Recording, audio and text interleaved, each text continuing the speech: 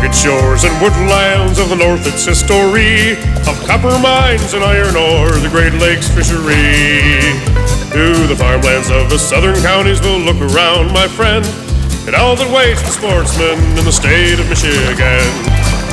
And sometimes when the moon brings out the diamonds in the snow, and the stillness of the forest lies encased in Arctic cold, the wind might whisper through the trees, listen if you can, it tells you of their beauty in the state of Michigan. Hi there, come on in. It is Thursday night. Hunting season is here, and I've been getting lots of questions about trespass, the liability of landowners, what should be in a hunting lease. I'll explain some of the key concepts in my Sportsman in the Law segment. I'm Fred Trost.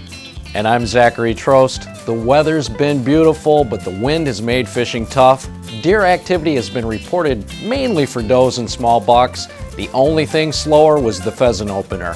I'll have details coming up on this, the October 23rd, 2003 edition of Practical Sportsman News.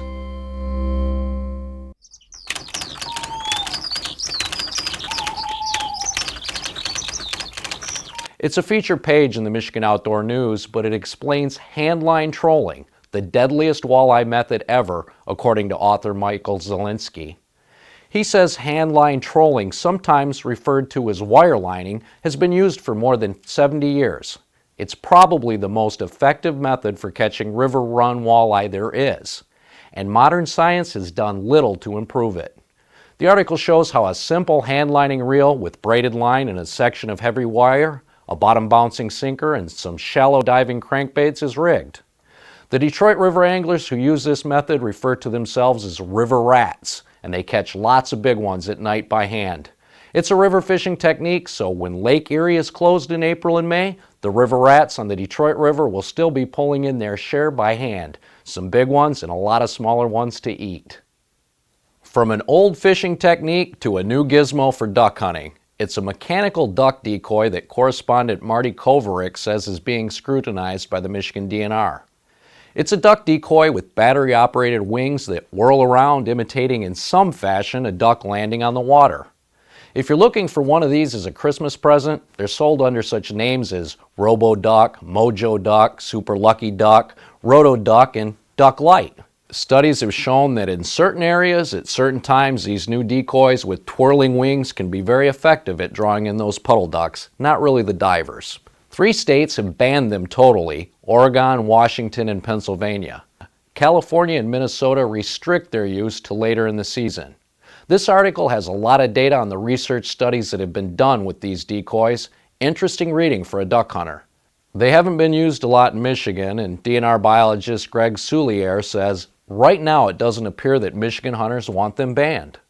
Well, these stories, along with more practical news and information, can be found in the Michigan Outdoor News.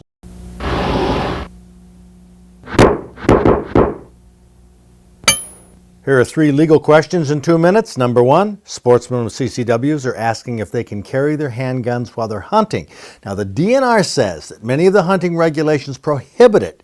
My opinion is that CCW law trumps, but to clarify the law, the state Senate recently passed a bill to legalize concealed carry while hunting.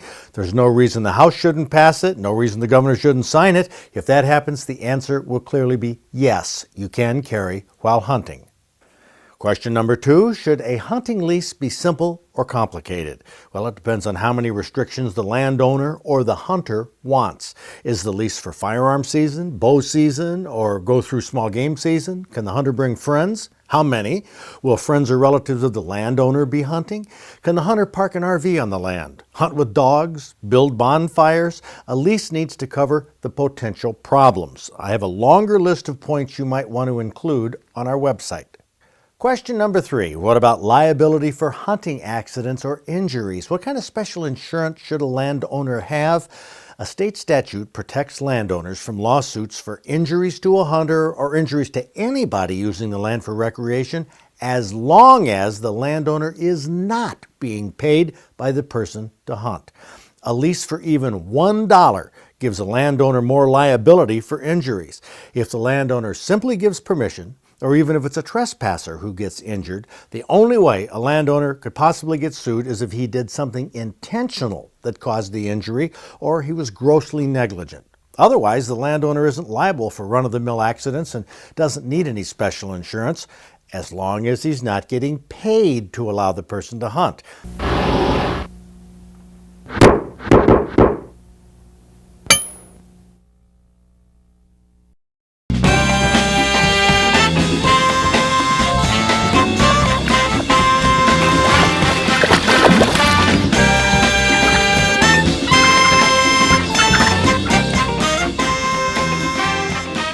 Now that's you right there on the left.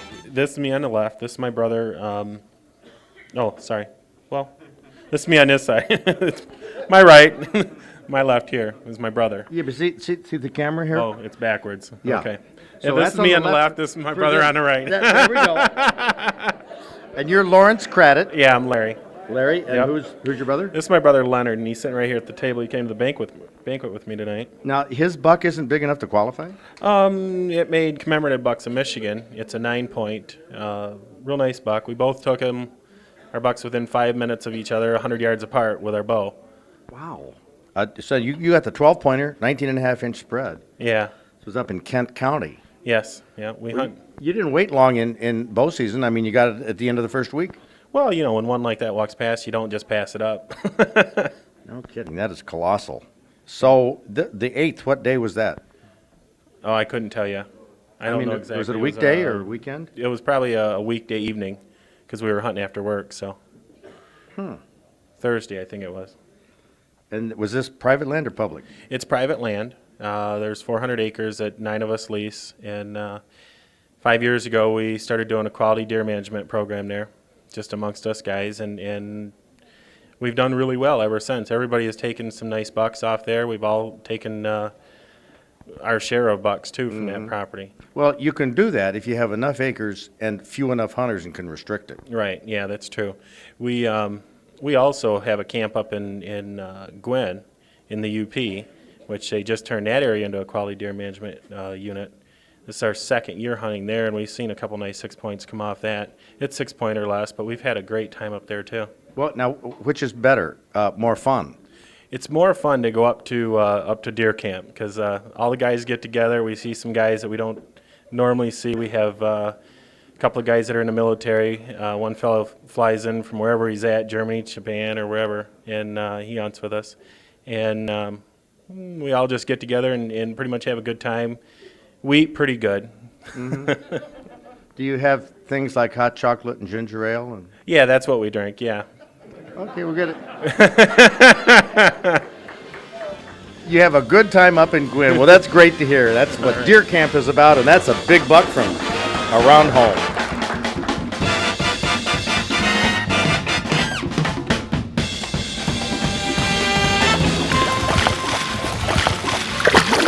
Peters from Lincoln Park got a smallmouth bass and a largemouth bass. Both of them qualified. They were both about 22 inches long, and he got one of them mounted. And, of course, the question is, people want to know, what is that, the smallmouth or the largemouth? Oh, you gave it away because it has the larger mouth. Actually, if it would close its mouth, that part of the mouth there goes behind the eye, which makes it a largemouth. Smallmouth. Correct. So what happened to the smallmouth? I set him free. That was a catch and release. The smallmouth was catch and release, and I kept this guy for me. Oh, why? What? I mean, both of them were huge. This one I worked a lot harder for. It was the cold, rainy, windiest day in October, and I had a 4-pounder earlier and released him. And once I pulled this one in, I said, he's got to go home for me. I got too much money invested. I got to show something. What pulls you out there the 19th of October? That's my favorite time. Fall. I like the weather. I like just being out there in the fresh air. Well, yeah, it's fresh all right at that time of year. Well, it's better than right now. Yeah, but really, you do enjoy fishing in the fall rather than hunting, or do you hunt at all? I don't hunt. Why not? Just never picked it up. You're busy in the fall fishing. That's correct. That's interesting. For the same reasons that people like to hunt, they like to get out in that weather. That's correct. Do you troll? Do you what? No, No, I strictly bass fish off the front of the deck. Soft plastics. And it's not very crowded out there, is it, at that time of year? No, you pretty much own the lake. Duck hunters after a while, and you kind of want to stay away from them. They have better weapons. I see. Well, we won't get into that story, but Bob Peters, it sounds like you have a great idea for spending your time in the fall outdoors. Congratulations.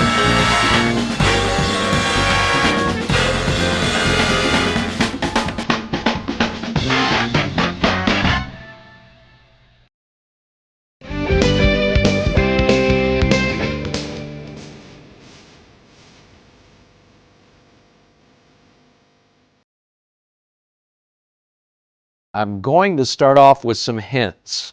If you leaf through a map book, this week's featured county in our Fish and Game Hall of Fame would be near the front. Do you want to go out on a limb and guess? Well, how about Branch County? The name has nothing to do with trees. It was named after John Branch, Secretary of the Navy under Andrew Jackson. John Branch's county is located on the Michigan-Indiana border in western Lower Michigan. In 1828, the first settler in the area was Jabez B. Bronson, who named the area after himself, Bronson's Prairie.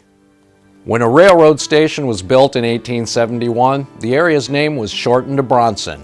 Branch County holds the distinction of being the location where iron was first made for Michigan iron ore.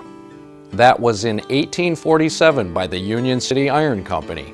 Union City is a small, historic town that has a turn-of-the-century look with well-preserved buildings and Victorian-style homes.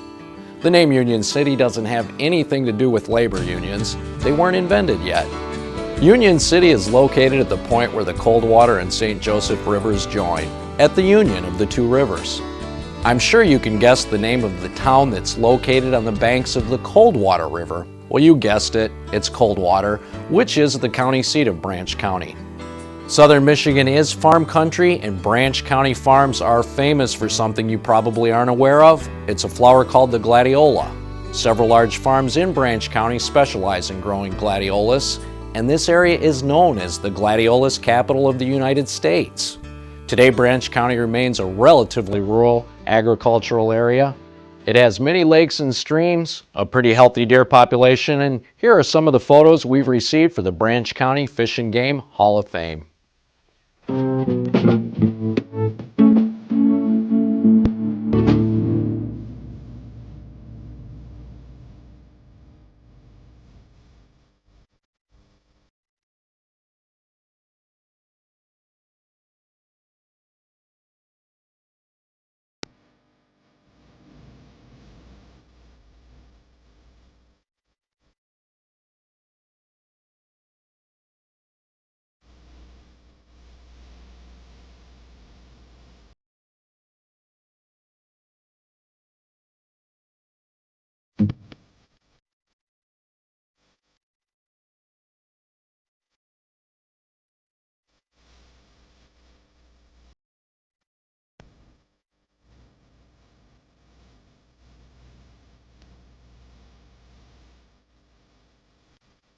Tune in for the next Fish and Game Hall of Fame that will be featuring Muskegon County. What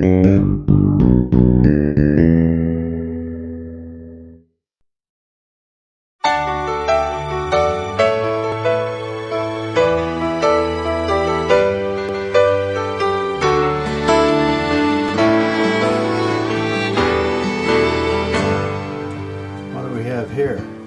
It's a deer mannequin for a mount that I got to do. I'm getting ready to attach the antlers. What I do is I test them on here to see how they're going to fit and determine what cuts I need to make on it and do it. When I hold it, it looks like it's sticking up there in the back. Is that? Well, the skull would normally come back here further. It's been trimmed off here already, and it's sitting up too high on the mannequin at this point. So I need to trim it down so it sits. It's not far off, but it needs some little bits of trimming. So what you do is you trim the front of it there? I'll trim across the front, and then I'll trim the bottom so it comes forward and then goes down. So Using the bandsaw, huh? using the bands, oh yeah, using the bandsaw.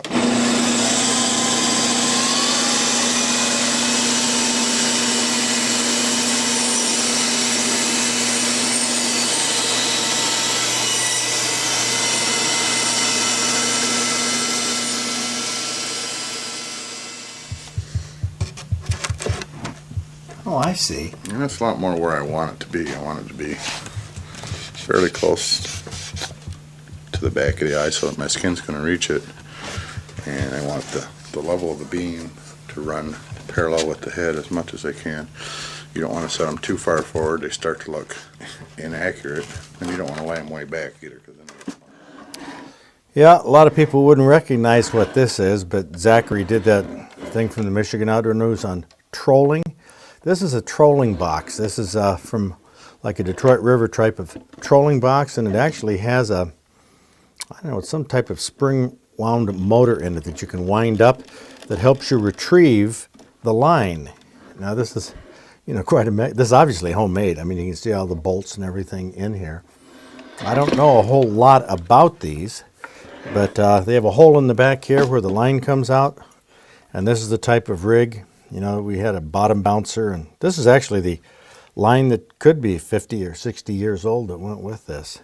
Kind of interesting. We're getting this refurbished for the museum. Got an old Detroit River, I imagine, trolling box. Interesting, interesting thing.